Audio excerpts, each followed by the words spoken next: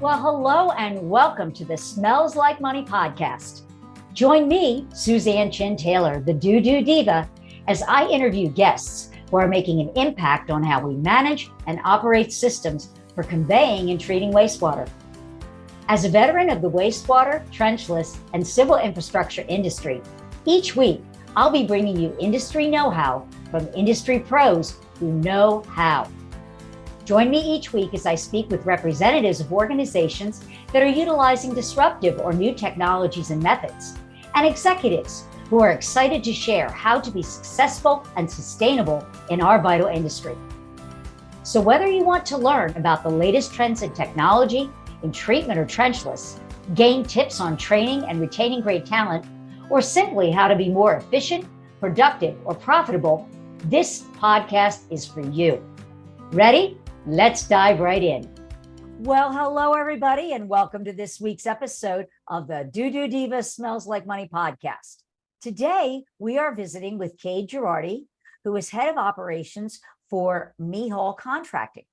Now, Mehall, from what I understand, and Cade says, they specialize in industrial wastewater, which is a little bit different than we usually touch here a lot on municipal, but industrial is just as important because, let's face it, industrial does wind up getting down into the municipal wastewater stream at some point. And so we're going to talk about a number of things related to that. So welcome to the show, Cade. Hey, thank you so much. And before we get started, I just want to say I really appreciate what you do. I don't think there's very many people in our industry that do what you do. And I think even this podcast here is super clever, and I really appreciate it. Thank you. Oh, well, thank you, because it's all about spreading the word. It's kind of a mission. A number of friends in the industry were just like, Suzan, you do interviews all the time. You really need to do this. And I just saw a need, and I'm really happy that people are getting, so much out of it. And so for the listeners tuning in, Cade and I are actually going to do a series of 3 episodes on different topics as it relates to industrial wastewater. And this first one, we're going to be focusing on sampling. And although that may seem, oh, God, dull, boring. No, but yes, it's actually very, very fascinating, because sampling is really the foundational piece. Because if you're not doing your sampling correctly, or you're not getting the best results or the most accurate results, it's going to making informed and educated decisions as to what's going on in treatment and what may need to be adjusted that more, it's going to make it that more challenging. And so, Cade, with that, that segue into that topic, share with the audience, just some best practices or things that they should be looking at as far as improving their sampling processes or technology. Where do you see that sampling's role in pretreatment? Yeah, and I would say not even just in pretreatment. I'd say a lot of municipalities as well do tons of sampling. In fact, we have a lot of clients that do municipality sampling, and I'd say it's pivotal. And I honestly think that this side of the industry, the sampling side, is growing at an immense rate, not only just for what their permit requires, but for the new things that are coming. And we'll touch down the road, but even like this PFAS sampling, which is just starting to hit as well. I think that this whole, just knowing what the best practices are and how to do it correctly is huge, especially for permits that have a range of how much whatever they're being sampled is allowed for. So, if you don't do it correctly, you can skew those results not in your favor and give inaccurate results to, in this case, it would be the cities, but for municipalities for their own records. So I'm really excited to talk about this, and I think this is going to be a great little information for the audience here. That's great. So, when we talk about sampling, I've heard this as well, is that a while back, I think it was last year sometime, I had a gentleman on the show that he's got a safety device for, jetting trucks. And we entitled it, "This Ain't Your Grandfather's Sewer." And, years ago, like what people are encountering in the field, in the sewer, having, touching, is very different than today than it was, 50 years ago. we've got pharmaceuticals, we've got lots of viruses, set COVID aside, there's lots of other contaminants, what do they call emerging contaminants of concern? I think it's, this is all going to weigh into the sampling. And so, take us down the rabbit hole of some things that we should be thinking about for how can we do better sampling? What are some of the things that we should be watching for that are simple, or are there new technologies or methodologies that could be incorporated to just, like you were saying earlier, you could actually skew that maybe not in your favor. So how do we spin on that? What do we need to do to make sure that we're skewing it in our favor instead of not in our favor? Right. And I'd say I'm going to give you the biggest thing that I think that is the simplest tip that I believe not a lot of people in the industry are doing, especially as we come in as, that consultant for a lot of companies that do sampling. One thing that we see immediately is, now this seems pretty, obvious, but it's always the obvious things we miss, is tubing changes.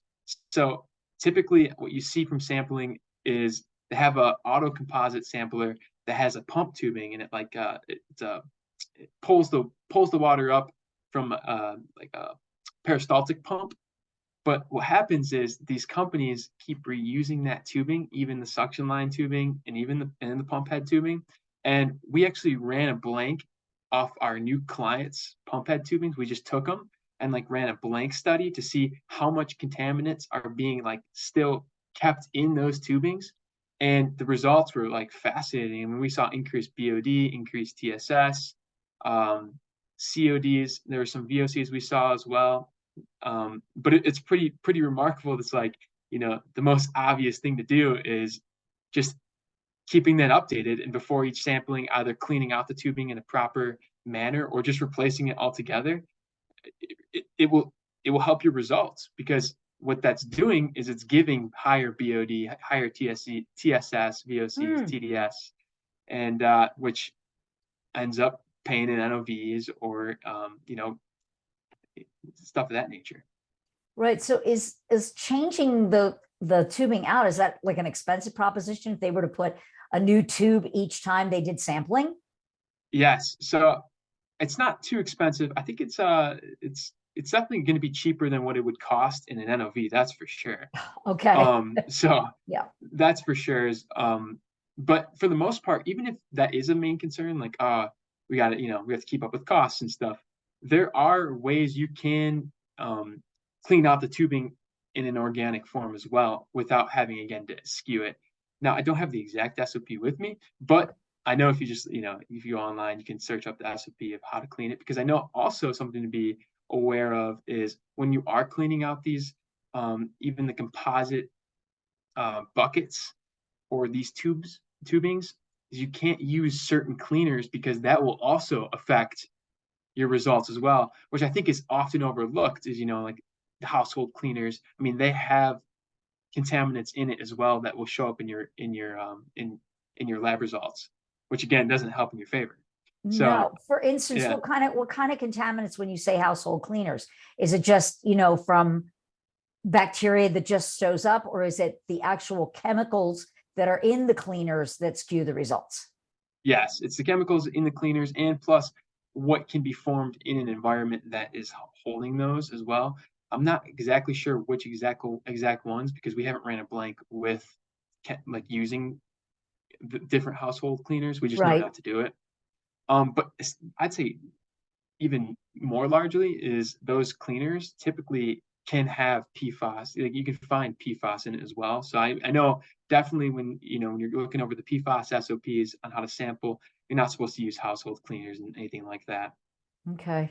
But for the most part, getting back to sampling and the best techniques, honestly, the best place everyone should start is really just doing good quality control over their tubing, is as simple as that sounds. And I'd say next is keeping that environment of the sampler also well maintained as well. A lot of times what we see is that bucket, like I had mentioned previously, when we come in, the first thing we do is we get them on a rotating container for their samples, their composite samples. and get that cleaned up immediately as well, because we also ran a blank on that as well, and we saw increased everything I mentioned previously, TSS, BOD, stuff of that nature. So it's extremely important to maintain the sampler itself, and I think that's extremely overlooked, and I think that's definitely worthwhile and a worthwhile discussion. Well, why is it overlooked? Is it that there isn't proper training, or it's just time consuming? Like what would keep it from being maintained as well as it should be? Lack of knowledge? Yeah, I think so. I think lack of knowledge, and I think just lack of training. It seems like when we come into these new places, it's like it seems the standard protocol is, once a quarter, one semi-annually. Oh yeah, we get around to it. Whenever we see it's getting backed up, then we change it. Which is another thing too we can talk about as well, is when we get into, when these samplers, that they operate off pretty much two principles, and that's a flow pacing and a time pacing. Now, it's pretty much whatever permits call for in their permit, but a flow pace, are you familiar with flow pacing? No, please explain that, because there might be other people listening who don't know either. Yeah, so flow pacing is based off however much gallons is moving through their compliance point, okay? So if, let's say, we want a sample to be pulled into a composite, right, every 1,000 gallons, for example, we could set that flow to calculate and read off of a something that measures flow, like an AV sensor, a laser, a bubbler, something that measures that flow, and basically tells that sampler, okay, 1,000 gallons have passed, we have to get that sample, and pulls that sample. Same thing with time paced, but except it gets rid of the flow. That's just on a every 15 minutes, every 30 minutes, let's pull that sample.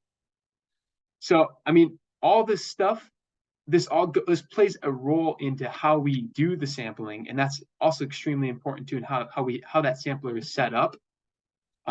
So, I think that's all lack of training and lack of knowledge, but just knowing and being wary of that is going to be huge as far as saving you on your results. So as a rule of thumb, for those who are thinking, oh, maybe we haven't been doing as good a job as we should have done, what do you, as a consultant, seeing this a lot, recommend as a maintenance schedule? And what items as part of that sampler, in addition to the tubing, and you were saying the rotating buckets, what else should the end user be looking for or checking out on that sampler on a routine basis, and how often? What do you recommend? Yeah, so like I said, changing out that tubing, that composite, the container that holds the sampler. I'd also say checking in on how the sampler is performing as far as its cooling. I feel like that's completely overlooked as well, especially in like Arizona where it gets super hot. The sampler can't always keep up with the environment around it, which is extremely hot. So to check that, to make sure that that's properly staying cooled, doing preventive maintenance on the sampler itself, cleaning the filter that the sampler pulls from. That's all of that is going to save so much in it working, the issues that it could cause, and again the lab results that could be skewed. Now I want to touch on something else too, and that's like the sampler side of things. But when we're talking sampling best practices, I think that's something that people may not be aware of is whenever there's a sample that's pulled, whether it is through a sampler or even just a grab sample. So this would be you pretty much going out there, getting a dip cup and pulling it through that way, manually, is storing that on ice. So each sample has to be within a certain range before it's submitted into a lab, and the lab has to it will only accept samples that are within a range of temperature. So making sure that they're cooling their samples and they're within their hold times is also within the best practices, as we're discussing how to do best practices of sampling. That's very important as well. So what I mean by this is, when you pull your sample, you have to pour it off into certain containers, and they have to be specific containers that you get from the lab. Some of them have preservatives in it to help preserve that sample a little bit better. But not only that, but once you put it on top in the cooler, getting it to the lab in a specific time period. Because when we start talking about things like BOD, they have a hold time that is very specific to that analysis. And if it goes out of that hold time, then that again affects your results poorly and doesn't reflect accurately on what your water should be giving the results for. Does that kind of make sense? Yes, yes, it does. So all these little nuances that people may not be aware of now. So when you were saying about the storage and the cooling, does that apply, are we talking just industrial, or does that apply to any type of sampling, the municipal side as well as industrial? Yeah, municipalities definitely as well. And one thing what I've seen with those guys is they have big samplers, because obviously they collect them. I'm talking 10, 15 a day. But there's been a couple municipalities that we've gone to that we've noticed, hey, like there might be some lack of knowledge on how to properly do this. And it's just, like I said, running through that checklist I just basically went through previously, making sure that they're doing all the good quality control that they should be. Otherwise, they're getting inaccurate results, which lead to things that don't need to be done because it's showing an inaccurate result.